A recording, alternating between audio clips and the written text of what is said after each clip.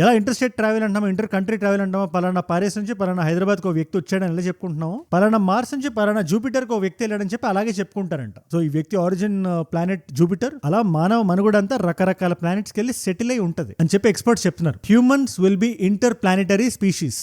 Ask me, can we become a multi-planet species, like 2 planets, like us and Mars?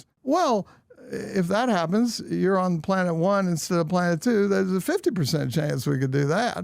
ఇకపోతే number 2 జాగ్రత్తగా వినండి. ఎలా అయితే మనం కాశీ విశ్వనాథుడిని చూడడానికి వెళ్తున్నామో, శ్రీరాముడి జన్మస్థలం అయోధ్యని చూడడానికి వెళ్తున్నాము, శ్రీకృష్ణుడిని చూడడానికి ద్వారకాకి వెళ్తున్నాము, ఆంజనేయ పాదాన్ని చూడడానికి శ్రీలంకకి వెళ్తాము. ఇలా ప్లానెట్ లో షిఫ్ట్ అయిపోయిన మన మనుషులంతా సంవత్సరానికి వస్తారో దశాబ్దానికి వస్తారో మన ప్రపంచానికి వస్తారంట. దేనికి? మన పూర్వీకులు ఇక్కడ బ్రతికేవాళ్ళు కదా, దీన్ని ఒకసారి చూసొద్దాం అనే విధంగా మారిపోద్దని చెప్తున్నారు. ఇకపోతే నెంబర్ 3, ఇది ఇప్పుడిప్పుడే మనం దీని చేంజెస్ చూస్తున్నాం. మనం మిస్టర్ బీస్ట్ కాంటెంట్ గానీ లేదా ఇంకేదైనా క్రియేటర్ గానీ ఆటో డబ్డ్ అని వస్తుందనే ఫీచర్ మీరు చూసారా? దాన్ని వాళ్ళు ఏ భాషని మాట్లాడివ్వండి. ఫర్ ఎగ్జాంపుల్ నా తెలుగు లేదా ఇంకొక క్రియేటర్ తమిళ్ లేదా ఇంకోటి కన్నడ, మేము ఏం భాష మాట్లాడినా యూట్యూబ్ ఆటోమేటిక్ గా తీసుకొని ఇంగ్లీష్ లో దాన్ని డబ్బింగ్ చేసి మరీ చూపిస్తుంది.